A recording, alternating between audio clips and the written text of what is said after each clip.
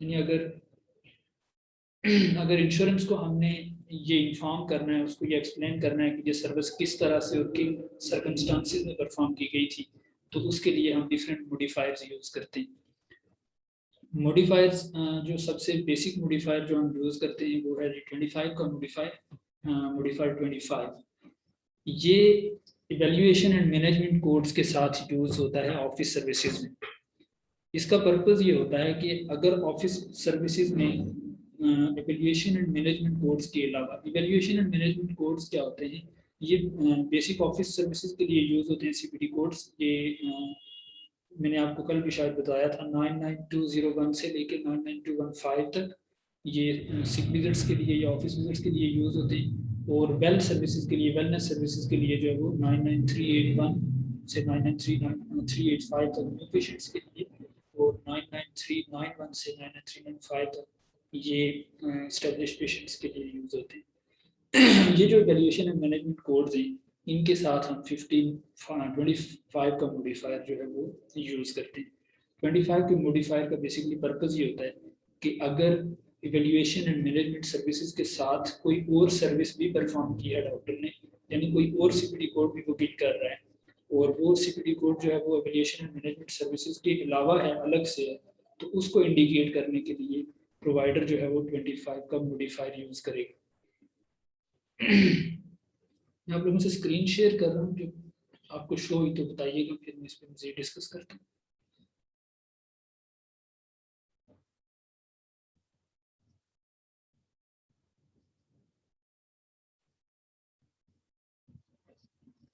जी screen show हो रही है आप लोगों को?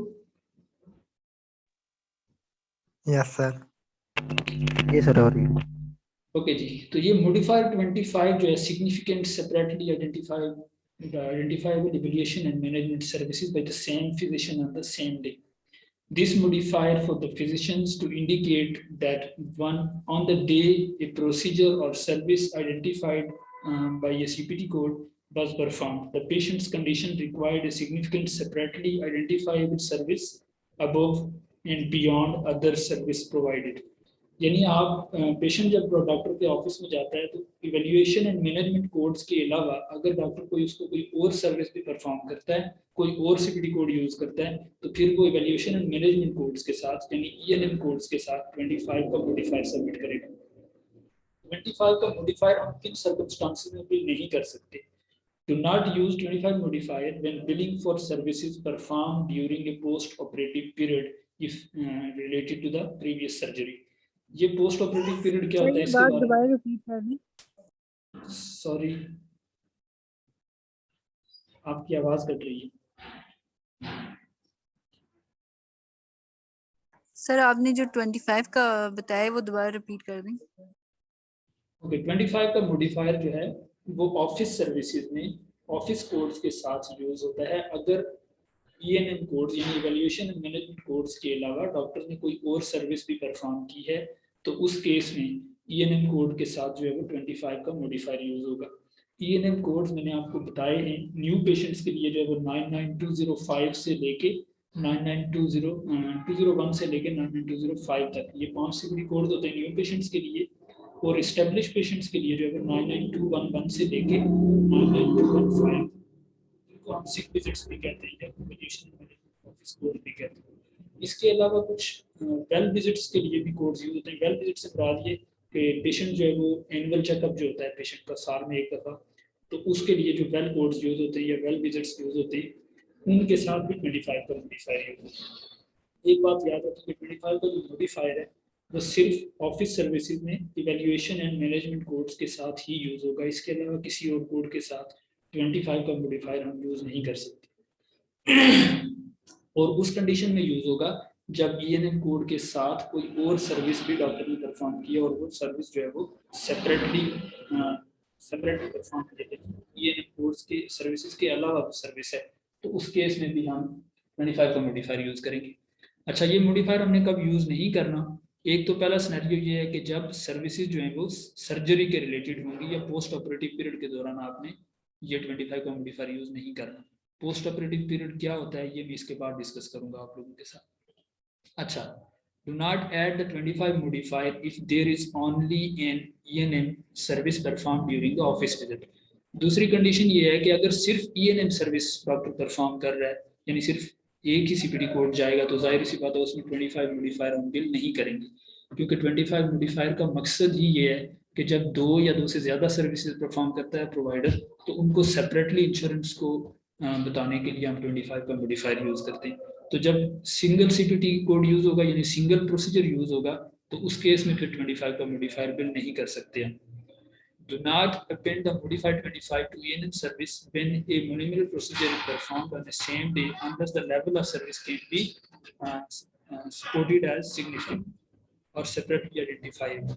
इसका मतलब यह है कि दो एक तरह की सर्विस अगर परफॉर्म की गई है तो 25 का मॉडिफायर तब भी यूज हम नहीं कर सकते जब तक कि उसका लेवल ऑफ सर्विस जो है वो हम आइडेंटिफाई ना कर लें। यानी 99201 जो है उसका लेवल कम है, 99202 का लेवल ज्यादा है, 99205 का लेवल जो है ज्यादा है। ये time to time wise vary करते हैं ये कोड्स। मैंने आपको उस दिन बताया था कि 5 से 10 मिनट की सर्विस के लिए अलग सीपीटी होगा, 10 से 15 मिनट की सर्विस के लिए अलग सीपीटी होगा, 30 to 35 मिनट्स के लिए सीपीटी कोड अलग होगा। तो अगर इसका जो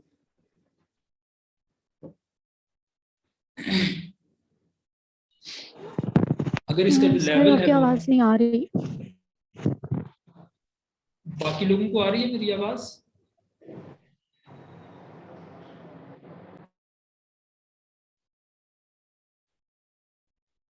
आप लोगों को आवाज आ रही है मेरी? ड्रॉप हो रही है आवाज। मैंने स्क्रीन शेयर बंद कर दी है क्योंकि मेरे भी उसकी वजह से कोई इशू होता है। अब मुझे बताएं अगर क्लियर है आवाज तो मैं कंटिन्यू करूं। नो सर, आपकी आवाज ब्रेक होके आ रही है। एक मिनट सर, अभी भी सेम नहीं सर। एक minute.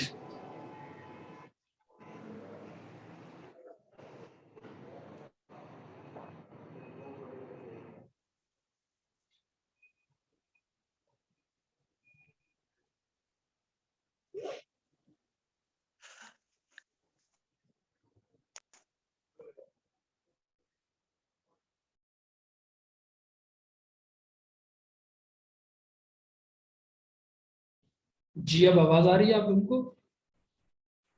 Yes sir. Sir break हो रही है आवाज, थोड़ी ब्रेक हो रही है सर, आ तो रही है।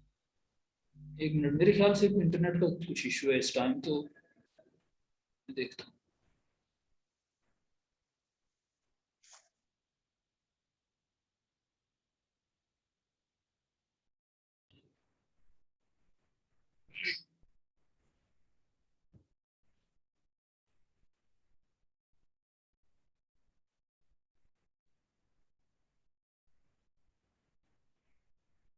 जी अब आवाज आ रही है?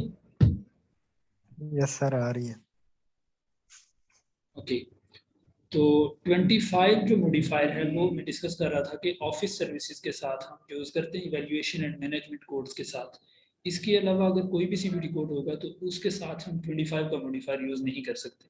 और ये यूज कब होता है? इसका पर्पज ये है कि ये सेपरेट करता है सर्विसेज को। यानी अगर प्रोवाइडर जो है वो दो या दो से ज्यादा सर्विसेज परफॉर्म कर रहा है एक पेशेंट के ऊपर एक ही विजिट में, तो वो इंश्योरेंस को ये बताएगा कि ये सारी सर्विसेज जो है वो एक दूसरे से सेपरेट है और सारे सीपीटी कोड्स पे होने चाहिए।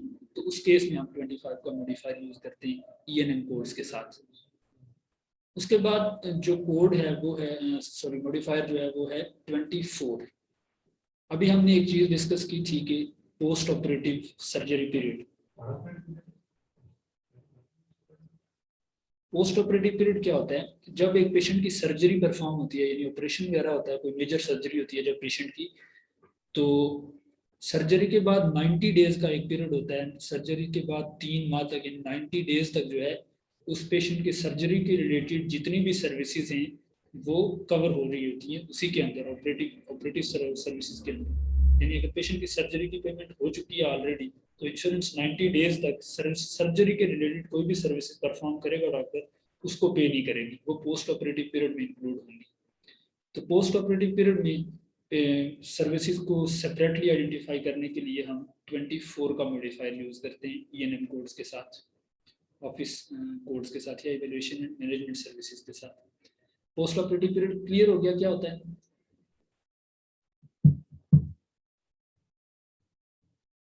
नो सर एक सर नहीं क्लियर हुआ, आपकी आवाज कट कट के आ रही थी। वेट कर दें। जी आवाज कट रही है मेरी अभी भी? सर रिपीट कर दें ये। ओके मैं 24 मॉडिफायर डिस्कस कर रहा था आपके साथ। 24 का जो मॉडिफायर है वो पोस्ट ऑपरेटिव पीरियड के दौरान यूज होता है इवैल्यूएशन एंड मैनेजमेंट सर्विसेज के साथ, यानी ऑफिस सर्विसेज के साथ। पोस्ट ऑपरेटिव पीरियड ये होता है कि जब किसी पेशेंट की कोई मेजर सर्जरी होती है, यानी ऑपरेशन होता है किसी भी पेशेंट का, तो उस सर्जरी के बाद 90 डेज तक इंश्योरेंस जो है सर्जरी के रिलेटेड जितनी भी सर्विसेज होंगी वो पोस्ट ऑपरेटिव पीरियड में कवर करेगी। मतलब ये कि 90 डेज तक इंश्योरेंस कोई भी सर्विसेज जो प्रोवाइडर उसको सर्जरी के रिलेटेड देगा वो इंश्योरेंस कवर नहीं करेगी, क्योंकि वो ऑलरेडी सर्जरी के अंदर कवर हो चुकी होती है। तो अगर पोस्ट ऑपरेटिव पीरियड के दौरान यानी किसी पेशेंट की कोई सर्जरी हुई भी थी तो वो डॉक्टर ऑफिस को जब विजिट करेगा तो डॉक्टर ऑफिस ने अगर सर्जरी के अलावा कोई और सर्विसेज उसको दी, तो फर्ज कर लेते हैं पेशेंट की सर्जरी हुई थी, उसको कोई मेजर चोट आई थी, उसका ऑपरेशन हुआ था और वो डॉक्टर के ऑफिस में जा रहा है सर दर्द के लिए या फीवर के लिए, तो जाहिर सी बात है सर्जरी एक अलग चीज़ है और हेडेक जो है या फीवर जो है वो एक अलग चीज़ है।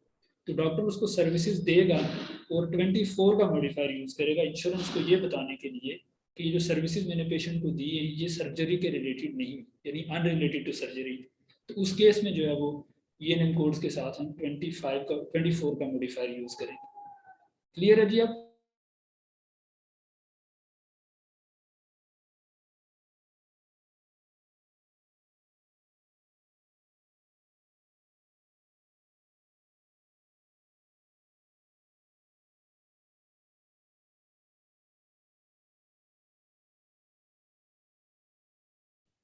आप लोगों को मेरी आवाज़ आ रही है?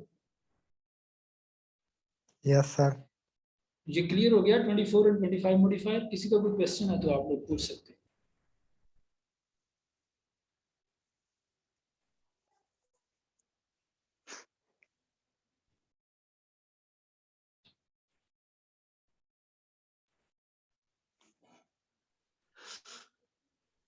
जी कोई क्वेश्चन नहीं है? No sir. No sir please आप कंटिन्यू करें।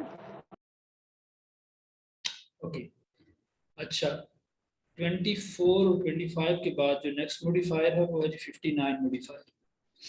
59 मॉडिफायर बेसिकली उसका पर्पस भी सेम पर्पस है जो 25 मॉडिफायर का है, लेकिन फ़र्क ये है कि 25 का जो मॉडिफायर है वो हम सिर्फ इवैल्यूएशन एंड मैनेजमेंट कोड्स के साथ बिल कर सकते हैं, लेकिन 59 का जो मॉडिफायर है वो अदर देन ईएनएम कोड्स के साथ सबमिट होता है, यानी इवैल्यूएशन एंड मैनेजमेंट कोड्स के अलावा जो सर्विसेज होती हैं उनको सेपरेटली बिल करने के लिए हम 59 का मॉडिफायर यूज़ करते हैं।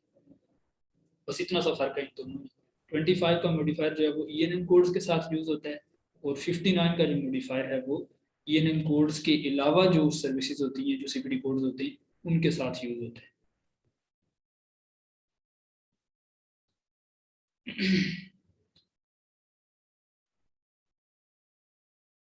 अच्छा जी, उसके बाद जो नेक्स्ट कॉमन मॉडिफायर है वो है क्यू डब्ल्यू। और क्यू डब्ल्यू के मॉडिफायर को डिस्कस करने से पहले हम डिस्कस करेंगे जी क्लिया को और क्लिया रिलेटेड टेस्ट को कि वो क्या होते हैं, क्लिया नंबर क्या होता है, फिर मैं क्यू डब्ल्यू मॉडिफायर डिस्कस करूंगा आप लोगों के साथ ताकि आपको बेहतर तरीके से इस चीज़ की समझ आ जाए। आवाज़ मेरी क्लियर आ रही है आप या मैं वैसे ही बोल रहा हूँ? नो सर आपकी आवाज कट कट के आ रही है, आपकी तरफ शायद सिग्नल इशू है क्या है, आवाज कट के आ रही है, लेक्चर की बिल्कुल समझ नहीं अच्छे से आ रही। ऐसा करते हैं कि हम 5 मिनट ब्रेक लेते हैं, मे भी इंटरनेट का इशू रिजॉल्व हो जाए तो फिर 5 मिनट के बाद मैं रिज्यूम करता हूँ इसको, ठीक है? मैं चेक करता हूँ क्या इशू है तो फिर से मे भी बेहतर हो जाए तब तक। सर डिस्कनेक्ट करके दोबारा करें तो इंशाल्लाह हो जाएगी। 1 मिनट में चेक करता हूँ।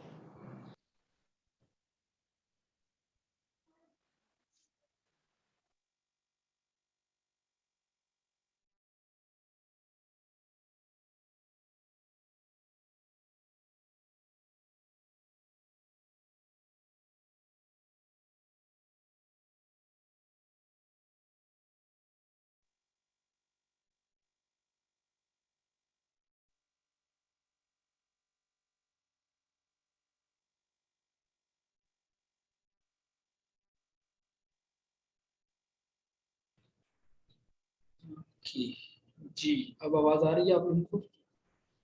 कुछ बेहतर हुआ है कनेक्शन?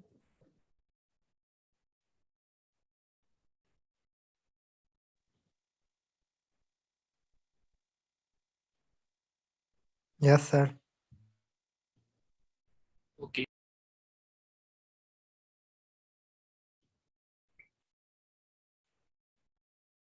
सॉरी, मेरे ख्याल से नेट का कुछ ज्यादा इशू है, तो मेरी मीटिंग ही नहीं हो गई थी। अब आवाज आ रही है आप लोगों को? नहीं सर, बहुत कम आवाज आ रही है। हर एक मिनट इसको मैं चेक करता हूँ, अगर ये बेहतर होता है तो फिर हम सेशन कंटिन्यू करते हैं, अगर नहीं होता तो फिर इसको ताबिश अजीम हियर। ताबिश आपकी आवाज ठीक आ रही है, आप कैरी ऑन करें। Okay sir. इट्स ऑल जी गुड। Okay sir. बाकी लोगों को आवाज आ रही है ना मेरी ठीक से? मे भी आप लोगों की तरफ किसी का कोई नेट कनेक्शन कोई यस इशू हो। सर। ओके। हाँ, किसी की तरफ होगा, बिकॉज ताबिश आपकी आवाज बिल्कुल ठीक है, मैं भी आपकी अटेंड कर रहा हूँ। अच्छा, ओके सर। बिल्कुल ठीक है। ठीक है।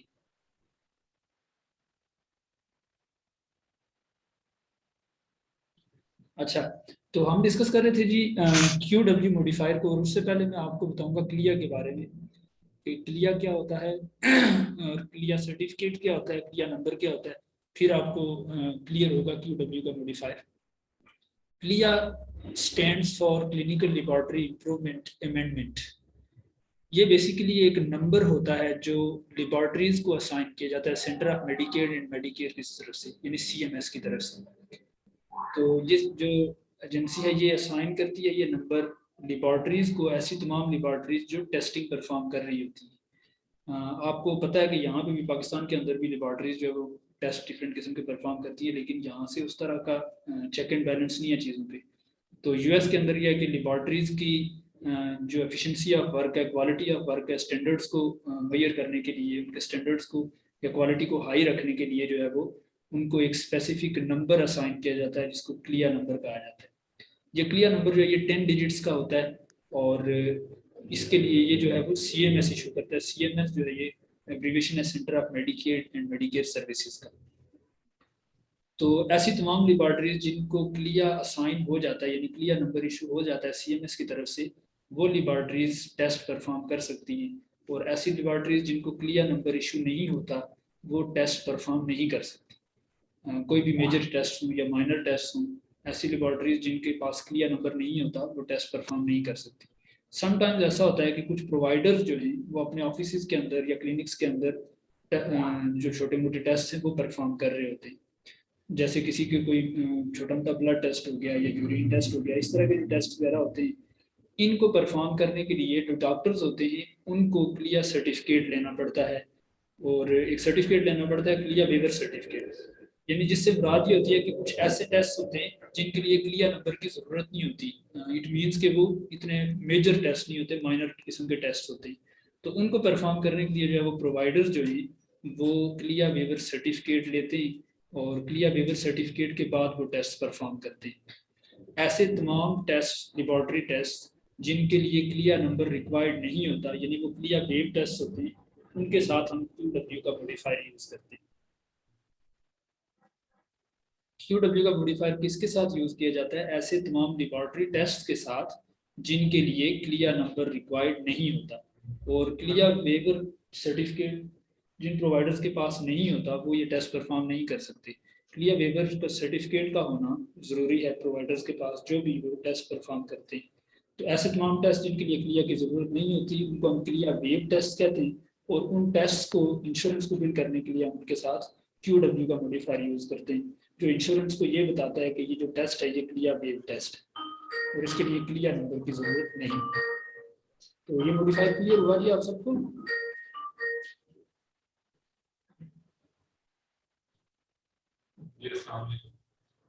किसी का कोई क्वेश्चन हो इसके रिलेटेड तो आप पूछ सकते हैं। शुक्र अल्लाह।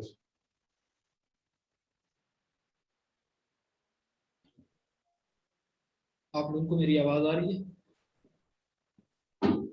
Yes sir. यस सर, आपकी आवाज आ रही है लेकिन बीच में ब्रेक हो रही थी, शायद मेरी तरफ सिग्नल इशू है या क्या, मुझे समझ नहीं आ रही, क्योंकि वाईफाई के सिग्नल तो बिल्कुल एक्यूरेट है, प्रॉपर है।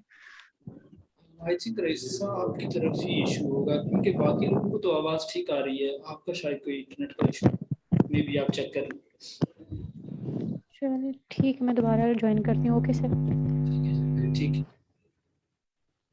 ये आप ये करें कि ऊपर से डेट अच्छा, तो 3 मॉडिफायर हमने 4 मॉडिफायर हमने डिस्कस किए। पहला हमने डिस्कस किया 25 मॉडिफायर, उसके बाद हमने डिस्कस किया 24 मॉडिफायर, देन हमने डिस्कस किया 59 मॉडिफायर, और उसके बाद हमने डिस्कस किया है QW मॉडिफायर।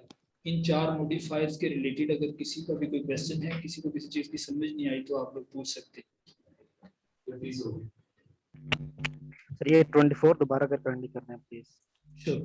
24 का जो मॉडिफायर है वो भी किसके साथ यूज होता है? इवैल्यूएशन एंड मैनेजमेंट कोर्स के साथ, यानी ऑफिस सर्विसेज के साथ यूज होता है।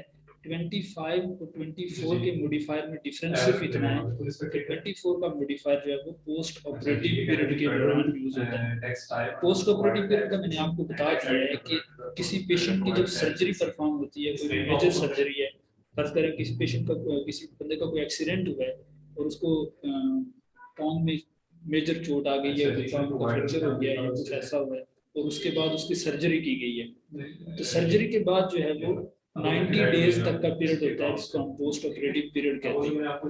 90 डेज के उस पीरियड में इंश्योरेंस सर्जरी के रिलेटेड कोई भी सर्विसेज जो डॉक्टर परफॉर्म करता है उनको पे नहीं करती, बल्कि वो सर्जरी के अंडर ही कवर करती है। तो सर्विसेज को सर्जरी के से अलग करने के लिए डॉक्टर जब भी सर्विसेज परफॉर्म करेगा तो इंश्योरेंस को ये बताने के लिए कि ये सर्विसेज जो मैंने परफॉर्म की इनका पेशेंट की सर्जरी के साथ कोई रिलेशन नहीं है, इसको सेपरेट करने के लिए प्रोवाइडर जो है वो 24 का मॉडिफायर यूज करेगा 90 डेज तक, यानी during the post operative period. Clear है? Thank you.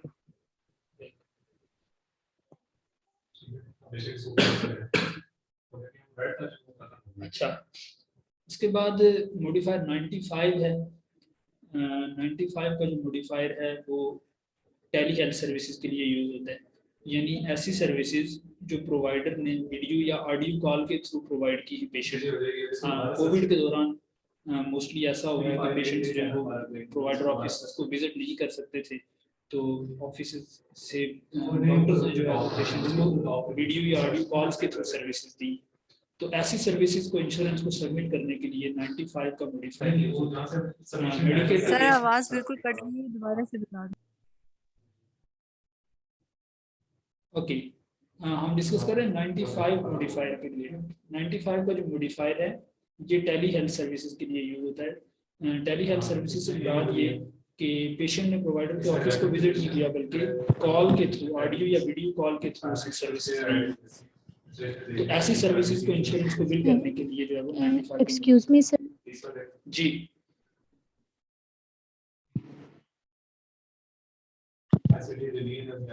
जी रही सर, आप कुछ कहना चाह रही हैं? जी सर बेसिकली आप बोल रहे हैं और मेरे ख्याल से मोस्टली लोगों को आवाज़ नहीं आ रही, तो आपका बोलना भी ज़ाया जा रहा है। सर अजीम को शायद आ रही हो, लेकिन हमें आवाज़ क्लियर नहीं आ रही, तो ये आपका लेक्चर, तो आप जितना बोल रहे हैं आपकी एफर्ट तो ज़ाया जाएंगी। तो क्योंकि हमें जो कल या परसों की रिकॉर्डिंग मैंने सुनी थी वो भी मतलब उसमें जहाँ आवाज़ ब्रेक हो रही होती है तो वो रिकॉर्डिंग में भी ब्रेक हो रही होती है, तो रिकॉर्डिंग सुनने का भी हमें कोई फ़ायदा नहीं होता बाद में भी ना। ठीक है, जो पॉइंट अभी नहीं क्लियर होता वो फिर रिकॉर्डिंग में भी क्लियर नहीं हो रहा होता। चलें बाकी लोग कंफर्म करते हैं यार, आवाज़ बाकी लोगों को प्रॉब्लम है, आवाज़ ठीक नहीं आ रही मेरी। सर वो बोलते ही नहीं है, अगर किसी को आ रही है नहीं, इस तरह तो आपके बोलने का मकसद ही नहीं है। जी समरा, आपको आ रही है आवाज़?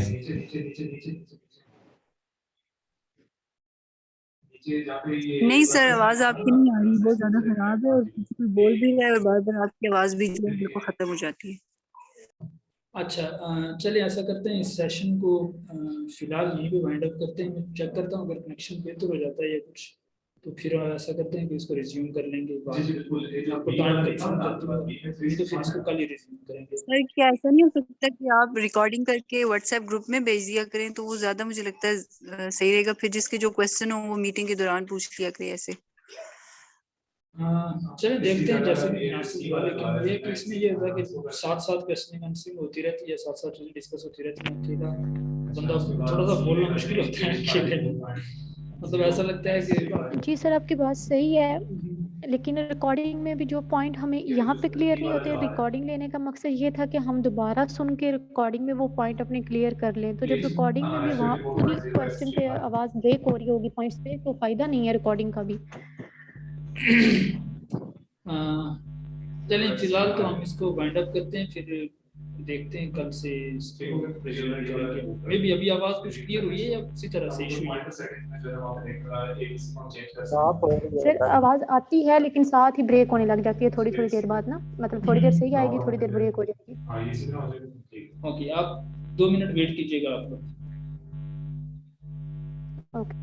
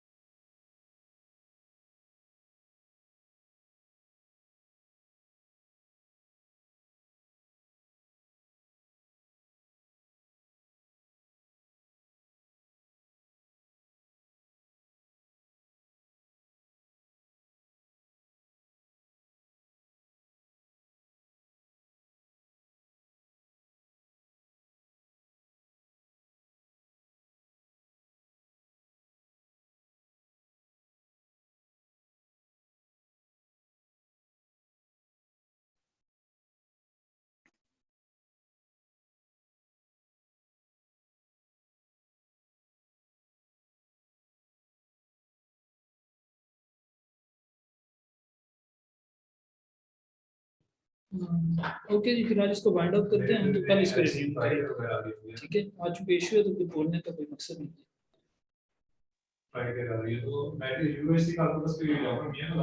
Okay sir. ठीक है, ओके सर, ठीक है। ओके।